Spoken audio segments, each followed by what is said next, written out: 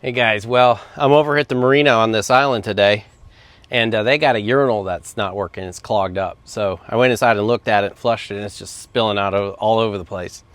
So I want to show you what I do. I've got a urinal auger I've built, and it works awesome. So if it helps somebody, that's great. So let me show you what we're doing. All right, so, and there's my van, for those of you who've been asking.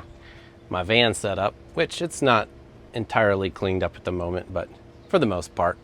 That old water Peter pan I was going to take to the house since it was halfway decent. But I got all my rig over here. Everything's bungeed in. But I got a urinal auger, but this is an old one. It's actually one that really needed to be thrown out. But this is my setup right here. So what I did is I went to Lowe's and bought a hand spinner. And this is the bulb auger on the end of the hand spinner. And of course I have that little bend in it. I always do. That's one thing you always want to have. But what we have here is a piece of 3/4 and a piece of 1/2-inch PEX. Now of course they slide in each other. Now I just did this. I put a crimp ring down here at the end, a few inches up. You don't want it, because when you use this, it's spinning around inside the urinal, just to keep it from sliding off. When I've got this in the drill, I can just carry it by the handle, strip the nasty glove off once I'm done. I don't like getting my tools all nasty. Some guys do, but whatever, I don't. So let me show you how this works. All right, so we've got our drill. Now, the trick to this is when you put this in your drill, of course, we've got this cable cut off, and I'll measure this in a moment and show you the measurements. Actually, if I did this again, I would make it about 6 inches or a foot longer, probably 6 inches longer. It's comfortable now, but so what this does is you hold this in your hand and you let this 1/2-inch PEX slide down to the end right here at the bulb auger. And I have it cut to where this piece of 1/2-inch PEX, which it won't slide off because the bulb auger won't go through it. If you'll see that. Now I do have a little bit of a gap here. I don't want it tight. So I got a couple inches of gap in the middle. So when I go to use it, I just put them together a couple inches, hold that, grab it, start the drill, and then you just run it in. And as you run it in, these pieces of PEX collapse together, which pushes the cable through. And you just run it through like that. Now the trick is you have to set your chuck all the way down, right? I set it all the way down. There's plenty of torque to spin this cable, even if you hit an obstruction, which you'll see in a minute. So let's head inside and let's open this urinal up. All right, guys, we got this thing all set up. Now what we're gonna do is get it started and pull this PEX down just till they're inside each other. And we're just gonna start running it in. I got my chuck set all the way down.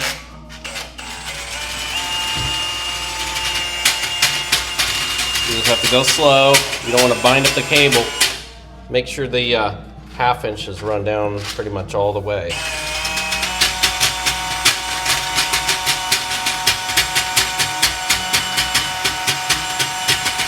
We'll just work at it. Hopefully I can get through it. We'll see what happens. Oh, I think I went through. You can't always get through a urinal trap. Sometimes when they get to the outlet, there's a little channel and you can't get through. Which is, I don't know why they build them that way, but sometimes they do. Oh, there it is. Man, oh man.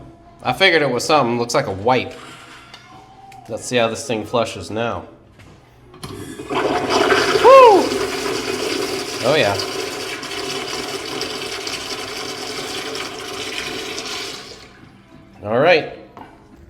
All right, so I promised you some measurements and I want to show you.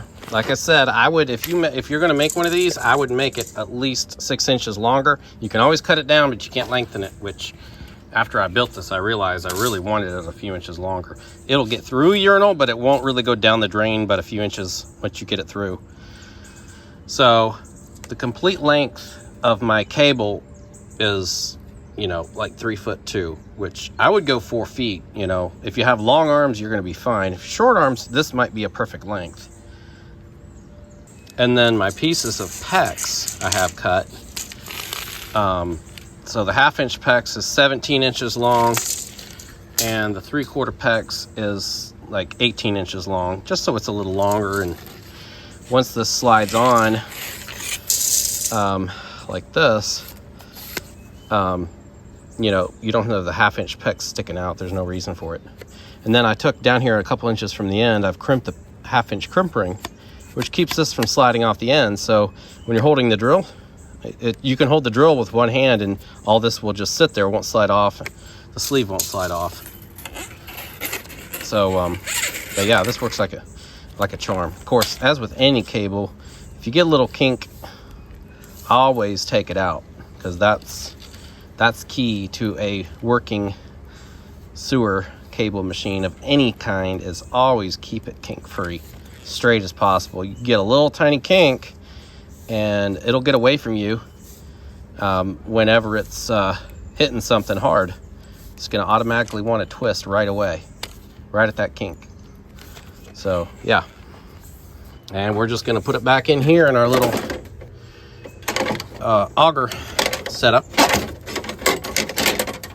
I just have a piece of 4-inch DWV pipe cut in half and screwed through. We've got a bungee around it. So yeah, that works amazing for holding stuff in the back here. Quick to get out. And then, you know, I need to get some more PEX up in this one, but I got all my other stuff in here. We have a sectional, a rigid sectional machine, and a couple pieces for that machine. Got the small tube for the small cables, the big tube for the sheath for the big cables. I built a little rack behind here and I stuck my cables back in here. Of course, that's my small cables.